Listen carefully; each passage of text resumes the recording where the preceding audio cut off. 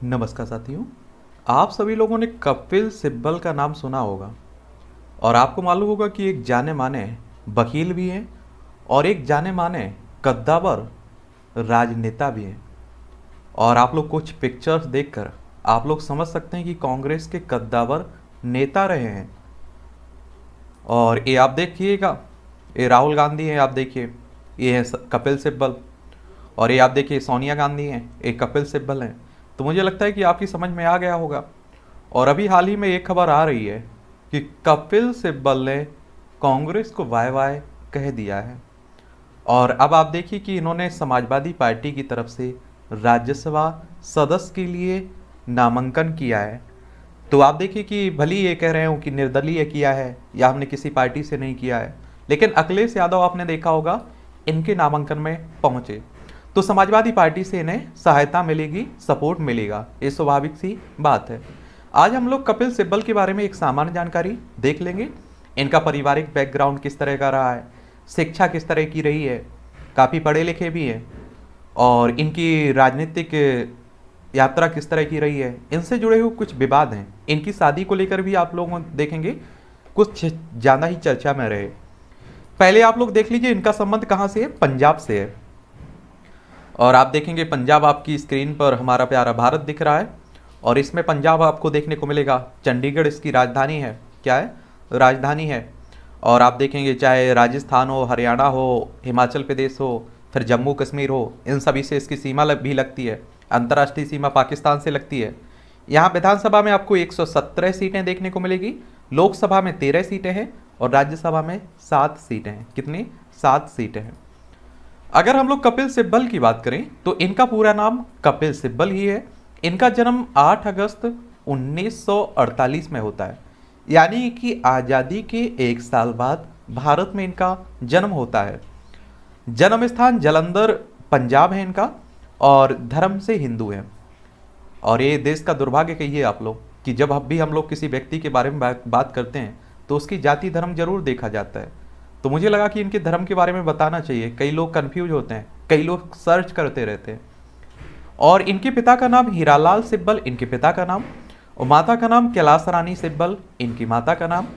और आप देखेंगे इनकी जीवन संगनी यानी कि पत्नी की बात करें तो नीना सिब्बल, जो 1973 में शादी हुई थी और सन 2000 तक इनकी पत्नी रही, और सन 2000 में इनकी डेथ हो गई थी। ये आप लोगों के सामने स्क्रीन पर दिखाई भी दे रही होंगी। और आप देखेंगे फिर प्रेमिला सिब्बल से ये शादी करते हैं। तो प्रेमिला सिब्बल को अगर आप लोग देखें तो आप लोग स्क्रीन पर उन्हें भी देख रहे होंगे, ये आपकी स्क्रीन पर दिख रही होंगी। और अगर हम लोग इनके बच्चों की बात करें तो 2 बेटे हैं, अमित और अखिल सिब्बल, इनके 2 बच्चे हैं। शिक्षा की बात करें तो कपिल सिब्बल ने एमए इतिहास में किया हुआ है, एलएलबी भी की हुई है और एलएलएम भी किया हुआ है। सेंट स्टीफन कॉलेज दिल्ली विश्वविद्यालय से और हार्वर्ड लॉ कॉलेज से इन्होंने अपनी पूरी शिक्षा ली हुई है। व्यवसाय की बात करें तो आप सभी जानते हैं कि राजनेता है और वकील भी है, बड़े बड़े केस भी लड़ते हैं। और राजनीतिक पार्टी तो भारतीय राष्ट्रीय कांग्रेस सन 2022 तक उसमें शामिल रहे हैं। अब 2022 में आपने सुना भी है कि इन्होंने पार्टी छोड़ दी है। कपिल सिब्बल ने सिविल परीक्षा पास की। और आप देखिए यूपीएससी की तैयारी आप लोग करते होंगे या आपके आसपास कोई करता होगा, एक बहुत कठिन ही परीक्षा मानी जाती है यूपीएससी सिविल सर्विस। तो इन्होंने सिविल सर्विस पेपर भी क्लियर किया था, लेकिन विधि के क्षेत्र में आगे बढ़ने का फैसला किया और साल 1972 में कपिल सिब्बल ने विधि वर्ग वार ज्वाइन किया, और जिसके बाद साल 1983 में कपिल सिब्बल वरिष्ठ अधिवक्ता बन जाते हैं। कपिल सिब्बल ने 1989 से 1990 के बीच भारत के एडिशनल सॉलिसिटर जनरल का पद संभाला। और कपिल सिब्बल को असली पहचान तब मिली जब सुप्रीम कोर्ट के जस्टिस बी रामास्वामी के ऊपर महाभियोग का मामला संसद में चल रहा था।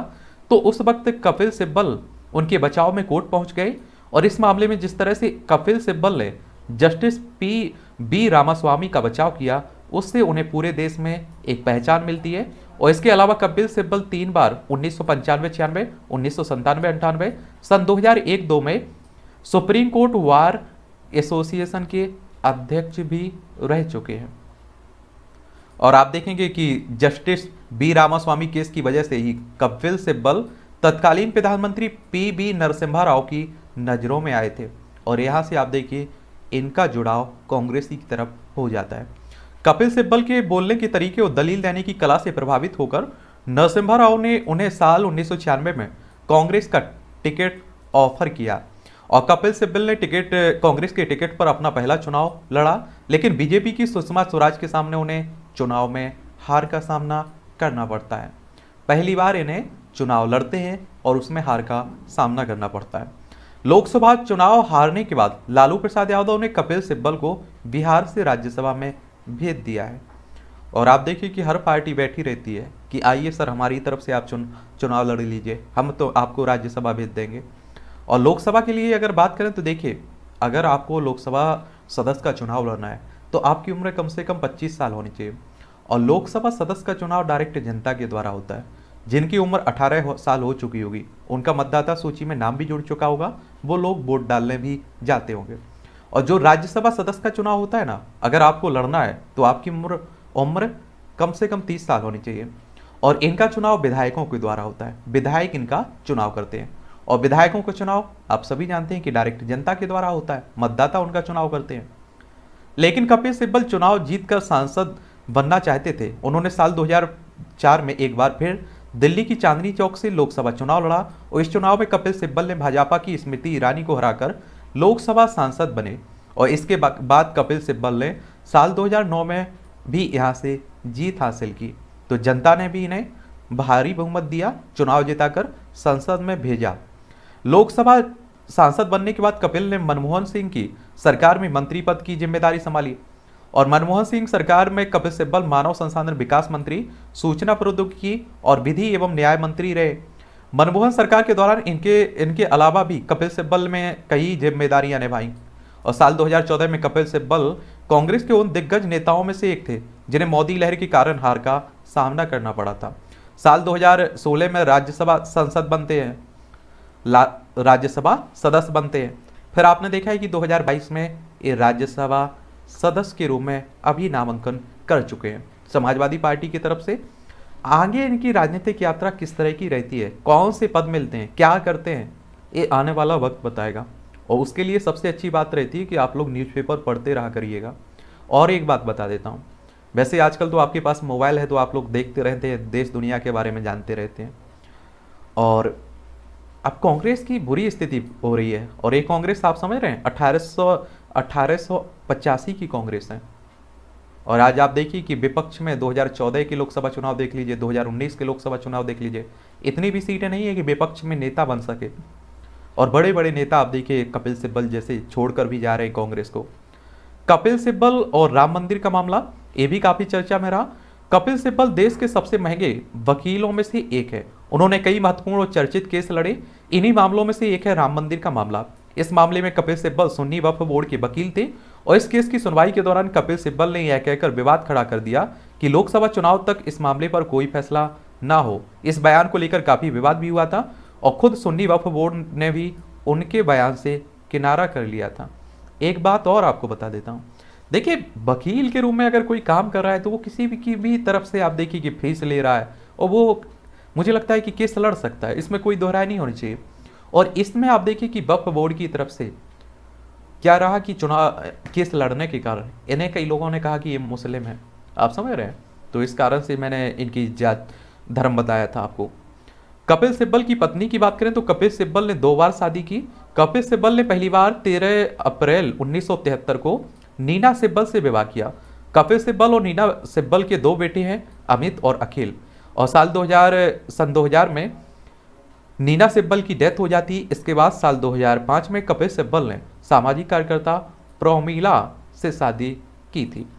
और इनसे कुछ और विवाद हैं। वरिष्ठ कपिल सिब्बल का नाम कभी 2G घोटाले के साथ जोड़ा गया, तो कभी वोडाफोन की टैक्स हैंडल घोटाले के साथ, कभी इंटरनेट सेंसरशिप के साथ जोड़ा गया, तो कभी समलैंगिकता, तो कभी स्वामी अग्रवेश पर कपिल के दिए अपने बयानों को लेकर भी कपिल का नाम उछाला गया। एक बार कपिल का नाम किसी तरुण नाम की पत्रकार के साथ जोड़कर भी देखा गया। और यही नहीं, कपिल सिब्बल एक समय सब्जियों की महंगाई पर बयान देकर भी बदनाम हुए थे। दरअसल अपने बयान में सिब्बल ने कहा था कि 2 सब्जियां खाने की वजह से महंगाई बढ़ी है। तो कभी बाबा रामदेव और अन्ना हजारे के आंदोलन के समय भी कपिल सिब्बल चर्चा का विषय बने रहे हैं।